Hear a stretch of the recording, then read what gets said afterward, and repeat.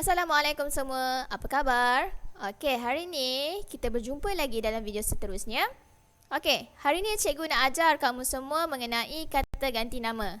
Okey, kita dah pernah belajar mengenai kata ganti nama dalam tajuk kata nama. Okey, dalam video pertama untuk kelas pertama cikgu dah ajar tentang kata nama. Okey, dalam tu ada kata ganti nama. Okey, tapi kenapa cikgu buat lagi? Okey, sebabnya hari ni cikgu nak terangkan lebih spesifik tentang kata ganti nama. Okey, jadi apa dia kata ganti nama? Okey, jom kita tengok. Kata ganti nama terbahagi kepada 5 bahagian. Okey, sebelum ni cikgu bagi tahu kata ganti nama terbahagi kepada 2, iaitu kata ganti diri dan kata ganti tunjuk. Okey, hari ni cikgu cuba spesifikkan tentang kata ganti nama. Okey, terdapat 5 bahagian. Yang pertama, kata ganti diri. Cikgu dah pernah terangkan tentang kata ganti diri. Jadi untuk video ni cikgu cuba lajukan supaya sebab cikgu anggap kamu semua dah tahu tentang kata ganti diri. Okey, yang pertama, kata ganti diri pertama. Contohnya apa?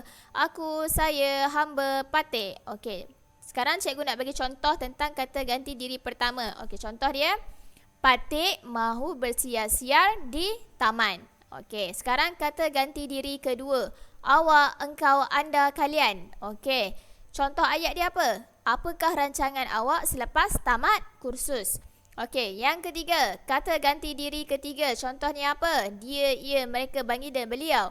Okey, contoh ayat ialah dia merupakan seorang murid yang pintar. Okey. Yang kedua, kata ganti diri singkat. Kata ganti diri singkat, okey, kita tak boleh gunakan berseorangan. Maksudnya apa? Maksudnya kita kena cantumkan contoh dia, iaitu ku, mu, nya, kau. Kita kena cantumkan dengan perkataan lain. Okey, contohnya kawasan rumahnya dipenuhi semak samun. Okey, nya kat situ tak boleh berdiri seorang-seorang sebab dia mesti dicantumkan dengan perkataan lain. Dia bergerak, dia berfungsi sebagai seolah-olah imbuhan. Dia tak boleh berdiri sendiri. Kita tak boleh start dengan nya. Okey, nya kawasannya, nya kawasan. Yang tu ayat tu salah. Kawasannya boleh. Okey. Okey, yang ketiga, kata ganti tanya. Okey, kata ganti tanya ni maksud kita gunakan untuk menanyakan tentang manusia, binatang, benda, tempat dan bilangan. Okey, contoh dekat sini cikgu tulis apa, mana, siapa, berapa. Okey, ayat cikgu bagi berapa harga roti itu. Berapa kat situ adalah kata ganti tanya. Ataupun siapakah lelaki yang bertopi hitam itu.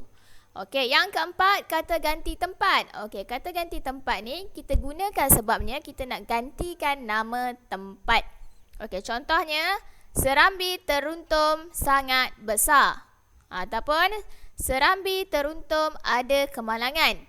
Di situ terdapat kemalangan ataupun di situ ada kemalangan. Okey, Serambi Teruntum cikgu gantikan kepada di situ. Okey, itu sebagai kata ganti tempat. Okey, yang terakhir kata ganti tunjuk. Kata ganti tunjuk cikgu dah terangkan. Tentang menunjukkan sesuatu ataupun seorang. Ini dan itu. Okey, contohnya lelaki ini bapa saudara saya. Okey, ini kata ganti tunjuk. Okey. Okey, sekarang cikgu nak kamu semua fikir macam mana kita nak letakkan kata ganti nama dalam ayat ini. Okey, yang berwarna merah maksudnya perkataan tu, kata ganti nama tu adalah salah. Okey, cuba tukarkan kepada yang tepat. Okey, yang pertama, kita baca ayat pertama dulu. Ibu, bolehkah kita pergi ke rumah Jenny? Tanya Samantha. Okey, kata kunci dia adalah Samantha. Okey, cikgu nak tanya, Samantha tu seorang ke, dua orang ke, ramai? Okey, kalau kamu kata seorang, kita salah. Okey, jadi kena tukar kepada saya. Saya adalah kata ganti diri pertama. Okey, jadi ayat ni macam mana? Ayatnya begini. Ibu, bolehkah Saya pergi ke rumah Jenny. Tanya Samantha. Okey, yang tu tepat. Okey, yang kedua, awak harus belajar bersungguh-sungguh untuk mendapat keputusan yang cemerlang, kata Cikgu Aizuddin kepada murid-muridnya. Okey, apa yang salah kat sini? Awak. Kenapa awak salah?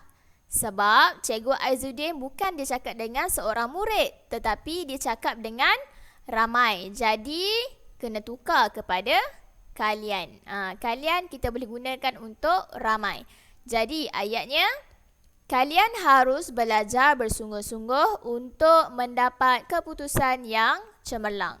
Okey, sekarang kita tengok yang ketiga. Semua pekerja menghormati Tuan Muaz kerana dia seorang majikan yang baik hati. Kenapa dia salah? Okey, kerana sini ada dua perbezaan pangkat ataupun darjat. Okey, yang pertama, majikan dan pekerja. Majikan pangkat dia lebih tinggi daripada pekerja. Jadi kita tak boleh gunakan dia. Kita kena tukarkan kepada beliau. Okey, samalah antara murid dan guru. Guru pangkat lebih tinggi daripada murid, jadi tak boleh guna dia, kena guna beliau. Okey, sekarang tukarkan ayat kepada yang betul. Semua pekerja menghormati Tuan Muaz kerana beliau seorang majikan yang baik hati. Okey, yang tu tepat. Jadi selesai sudah tajuk kita untuk hari ini, iaitu kata ganti nama. Kata ganti nama ni hanyalah sambungan untuk topik kata nama yang cikgu dah ajar tempoh hari. Okey, jadi latihan untuk kata ganti nama, cikgu nak kamu buka buku teks Bahasa Melayu, muka surat 17. Yang pertama macam biasa, kena tulis dulu hari dan tarikh. Okey, yang kedua kena salin tajuk. Yang ketiga, salin dialog dulu. Lepas tu lengkapkan. Okey, lagi satu cikgu nak pesan. Sebab cikgu selalu jumpa dan ramai murid hantar jawapan, garis tu sangatlah layang-layang. Apa maksud layang-layang? Maksudnya tak jelas, kabur. Cikgu tak nampak.